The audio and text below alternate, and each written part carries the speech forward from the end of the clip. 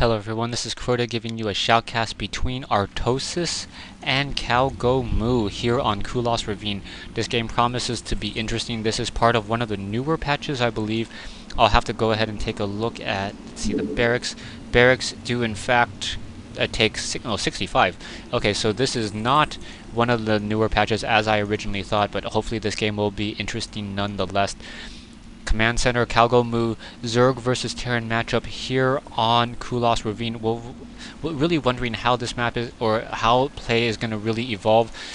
Perhaps the Zerg player is going to go ahead and get that spawning pool as like normal, not build any Zerglings really, maybe one or maybe 2 to 4 in order to scout, and then getting roaches. I expect the Terran player to respond by going to teching to Marauders, maybe a single or double barracks, and then perhaps switching eventually to either Medevac and Marines to counter the oncoming Mutalisk, or to try to go for siege tanks in order to try to counteract the Hydralisks. That seems to be the way that I've seen a lot of the Zerg versus Terran matchups play out recently.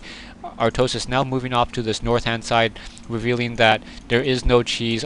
CowGoMoo did not in fact lift off and then try to build his supply or his command center here and start mining from this location. I've seen that strategy, and I think that needs to be fixed up for Kulas Ravine. Put in some destructible rocks in this location. Maybe not the full 2,000, maybe just like 500 hit point destructible rocks, as you very easily a Terran player can start out mining his opponent and make it very difficult for, say, another Protoss or Terran player to really do any scouting out.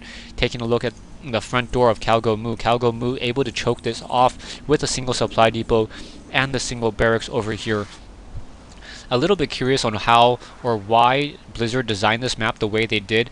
This location is the only location that has like this very nice pristine ledge, and just like it's all like manufactured, while all the other spawning locations on Kulas Ravine look to be completely natural. So not quite sure why they did it that way, but perhaps there is a reasoning to their madness. We have Artosis now coming out, scouting out to the left-hand side. Will find CowGoMoo spawning on the bottom left-hand corner, getting that orbital command as quickly as possible, building another supply depot as well. Taking a look at the unit productions, we have orbital command and now a factory. So an early factory from CowGoMoo before a reactor or a tech lab, getting a secondary marine just in case there are in fact going to be a large number of Zerglings. Taking a look at this, yeah, Roach Marine finally in play, injecting that, or spawning that larva as quickly as possible in order to be able to generate a very large army. Taking a look at the income right now, 17 versus 16, and both players still operating off of a single gas at this point. CowGoMoo does in fact have that mule though, so that mule going to be returning many more minerals than even 3 or 4 drones.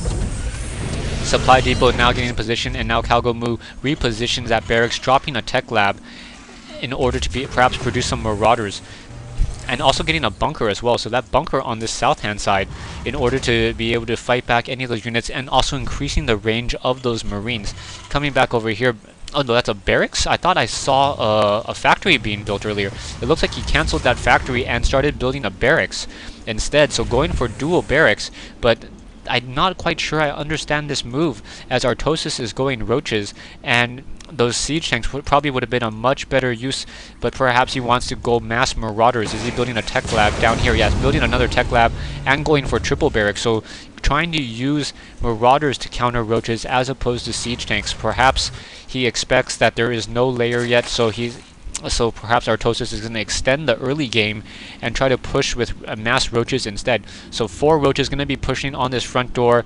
SCV is now coming into repair, and they're going to be trying to take down this single supply depot. SCV can repair in this particular position, and this bunker with a really long range, able to fight back the Punisher grenades. The range on a Marauder is in fact 6.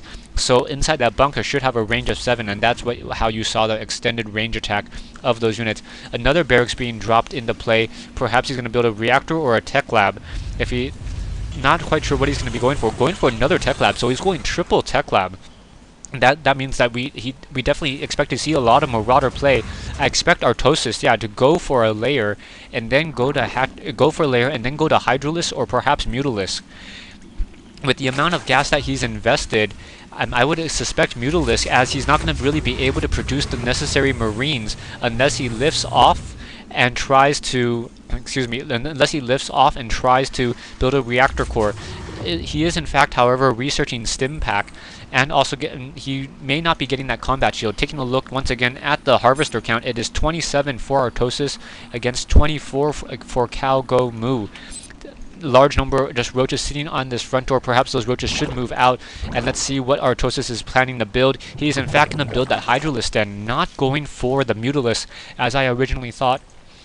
I do believe that the Hydralisk Den is in fact a good choice of units at this stage in the game. Perhaps he should probably get some evolutionary chambers as well in order to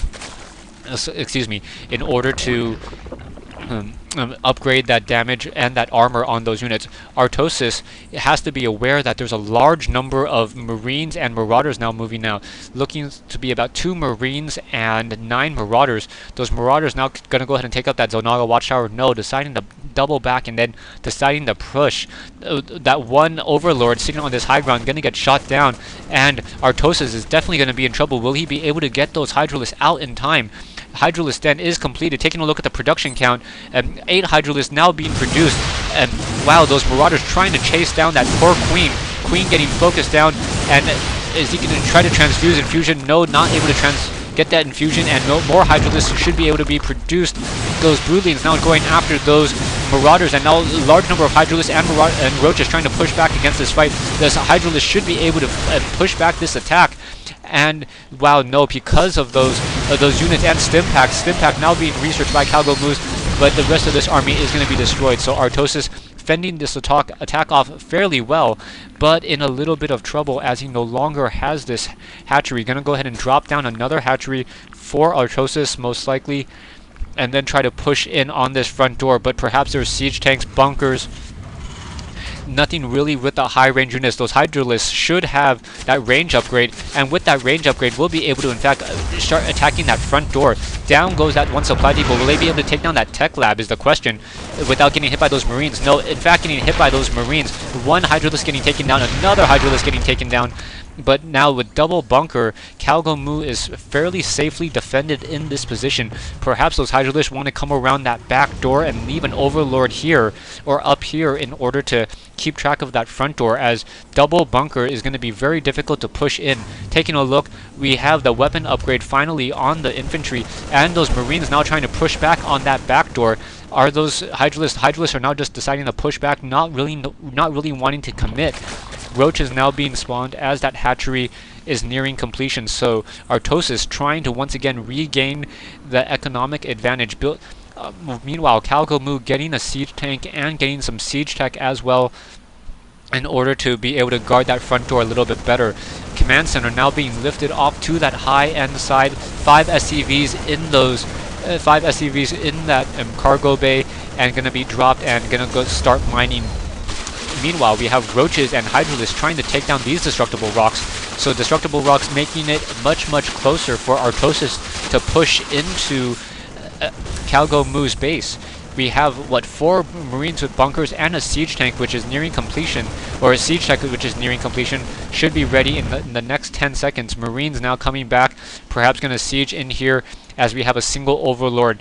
CowGoMoo also building that missile turret in order to make sure that no Roaches can get into this position or perhaps try to travel around. Taking a look at these destructible rocks have not been taken down and no damage has been dealt to them. So these destructible rocks will be staying, and I guess he just wanted to get down as many of those destructible rocks as he could. Evolutionary chamber now being built, perhaps to finally get that weapons upgrade. Marines now trying to chase down this poor Overlord. Overlord without that movement speed, getting taken down very quickly. CowGoMoo now lifting off his barracks with 2 siege tanks on that front door. He is fairly confident he would be able to hold that position. Perhaps should try to move a siege tank up into this position as well, as it would semi-protect this top expansion up here while still covering this ground down here. Starport now being built. And will we see a medevac? Yeah, medevacs, no reactor core, just a single medevac, and engineering bay currently currently researching that infantry weapons upgrade. Stay tuned for part 2 and the conclusion of this replay between CowGoMoo and Artosis here on Kulas Ravine.